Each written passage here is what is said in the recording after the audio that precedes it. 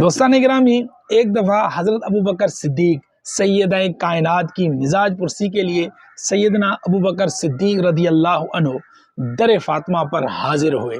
مولا علی شیر خدا نے اندر جا کے پوچھا، فاطمہ ابو بکر آئے ہیں، اندر آنے کی اجازت مانگتے ہیں۔ فاطمہ نے اجازت دے دی، ان کو کہیں کہ اندر آ جائیں۔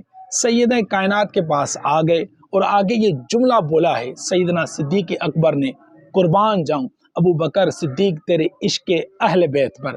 سیدہ فاطمہ الزہرا سے عرض کیا، واللہ ما ترکت الدار، سیدہ کائنات خدا کی قسم ہم نے گھر بار چھوڑ دیا تھا، مکہ سے چھوڑ کے آ گئے تھے، مال دولت اور کاروبار و تجارت کسی غرض سے چھوڑ کے نہیں آیا تھا، صرف اور صرف 3 رضائیں مقصود تھیں۔ نمبر 1 فقط اللہ کو راضی کرنے کے لیے، نمبر 2 اللہ کے رسول کی رضا کے لیے، نمبر 3 وہ مرداتکم اہل البیت، اور اے اہل بیت خدا کی قسم صرف آپ کی رضا کے لیے۔